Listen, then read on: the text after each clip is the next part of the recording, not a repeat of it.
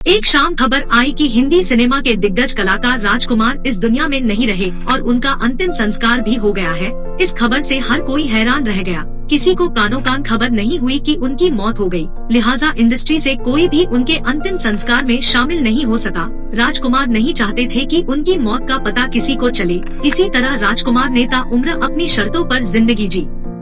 एक फिल्म की शूटिंग के दौरान हुए विवाद की वजह से उन्होंने 33 साल तक दिलीप कुमार के साथ काम नहीं किया। मीना कुमारी की खूबसूरती पर ऐसे फिदा थे कि अपना डायलॉग भूल जाते थे। 8 अक्टूबर 1926 को ब्रिटिश इंडिया के बलूचिस्तान में जन्मे राजकुमार का असली नाम कुलभूषण पंडित था। कश्मीरी पंडित परिवार से ताल्लुक रखने वाले राजकुमार 1940 में मुंबई आ गए थे। यहाँ पर उनकी पोस्टिंग सब इंस्पेक्टर के पद पर हुई। वो कभी भी एक्टर नहीं बनना चाहते थे। लंबी हाइट और पर्सनालिटी की वजह से उनके दोस्तों ने उन्हें फिल्म इंडस्ट्री में जाने को कहा।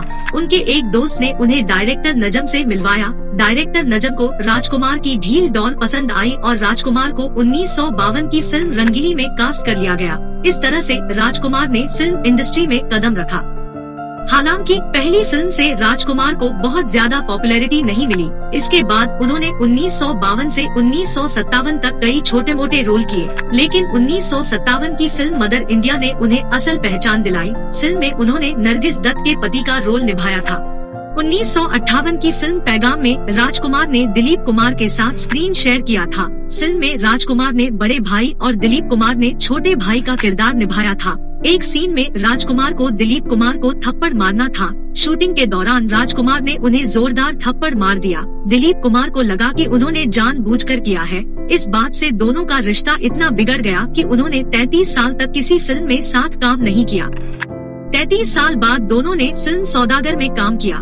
दोनों को फिर से साथ लाने का क्रेडिट सुभाष घई को दिया जाता है।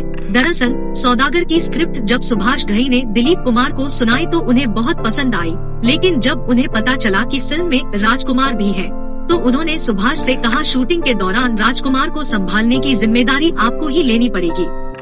फिर जब सुभाष ने इसकी कहानी राजकुमार को सुनाई तो स्क्रिप्ट उन्हें भी पसंद आई।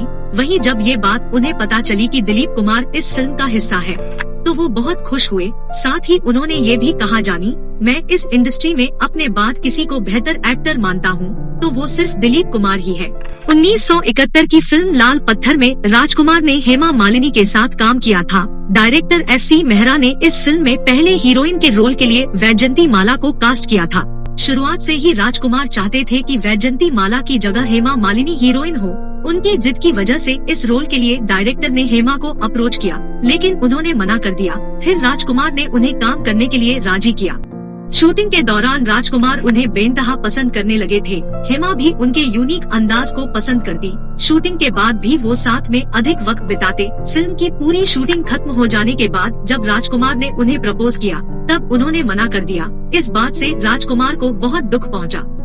फिल्म इंडस्ट्री में मीना कुमारी के बहुत चाहने वाले थे।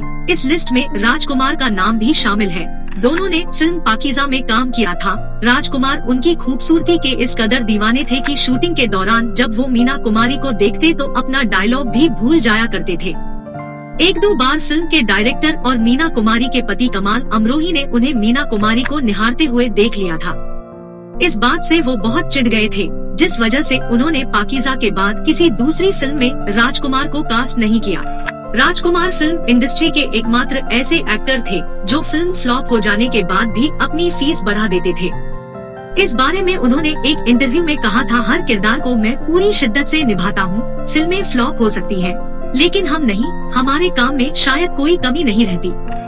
1987 में गोविंदा ने पहली बार राजकुमार के साथ फिल्म मरते दम तक में स्क्रीन शेयर किया था।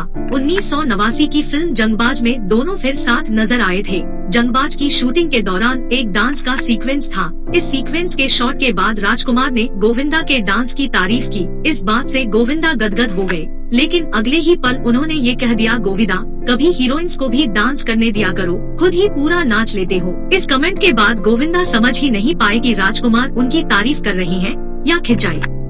इसी फिल्म का एक और किस्सा है। शूटिंग के दौरान एक दिन राजकुमार ने गोविंदा के शर्ट की तारीफ कर दी। इस बात से गोविंदा बहुत खुश हो गए। इसके बाद वो तुरंत ड्रेसिंग रूम में गए और कपड़े बदलकर बाहर आकर पूरे सम्मान के साथ वो शर्ट राजकुमार को भेंट कर दी। एक दिन राजकुमार कपड़े से अपनी नाक साफ कर रहे थे। जब गोविंदा की नजर उन पर पड़ी तो वो हैरान रह गए। दरअसल राजकुमार जिस कपड़े से अपनी नाक साफ कर रहे थे वो कपड़ा उसी शर्ट का था जो गोविंदा ने उन्हें भेंट की थी। ये देखकर गोविंदा को बहुत बुरा लगा। रामानंद सागर और राजकुमार बहुत अच्छे दोस्त थे। एक बार रामानंद सागर फिल्म आंखें की स्क्रिप्ट लेकर राजकुमार के घर गए थे। फिल्म की कहानी सुनाने के बाद उन्होंने कहा कि वो अपनी फिल्म में उन्हें बतौर हीरो कास्ट करना चाहते हैं। तभी राजकुमार ने अपने पालतू कुत्ते को अपने पास बुलाया और पूछा, क्या तुम इस फिल्म में काम करोगे? जब कुत्ते ने कोई हरकत नहीं की तो उन्होंने रामानंद सागर से कहा, जब ये रोल मेरा कुत्ता करने को तैयार नहीं तो भला मैं कैसे इस रोल के लिए हाँ कर दूं? उनकी ये बात सुनकर रामानंद सागर को बहुत बुरा लगा और वो बिना कुछ कहे उनके घर से चले गए। बाद में इस फिल्म में धर्मेंद्र ने काम किया था। फिल्म काजल की शूटिंग के पहले दिन राजकुमार ने धर्मेंद्र को देखकर कहा, जानी, फिल्म की शूटिंग के लिए हीरो चाहिए था, कोई पहलवान नहीं। ये सुनकर धर्मेंद्र बहुत गुस्सा हुए, लेकिन उन्होंने बहुत अदब के साथ कहा कि वो उनका मजाक ना बनाए। फिर भी राजकुमार नहीं माने तो धर्मेंद्र ने उनकी कॉलर पकड़ ली। ये देखकर सेट पर मौजूद सभी लोग हैरान रह गए। बाद में ये फिल्म राजकुमार के बिना ही पूरी हुई। राजकुमार ऐसे कलाकार थे जिन्हें लोग उनकी एक्टिंग से ज्यादा उनकी डायलॉग डिलीवरी के लिए पसंद करते थे, लेकिन आखिरी समय उनकी यही आवाज उनसे दूर हो गई थी। दरअसल उन्हें गले का कैंसर हो गया था, जिस वजह से उनकी आवाज पूरी तरह से चली गई थी। उनके बहुत पास जाकर ही कोई सुन पाता था कि वो क्या कह रहे हैं। 1996 में उनकी आखिरी फिल्म गॉड एंड सन आई थी, जिसके बाद उन्हें शायद ही किसी ने देखा हो। राजकुमार ने 69 साल की उम्र में दुनिया को अलविदा कह दिया था।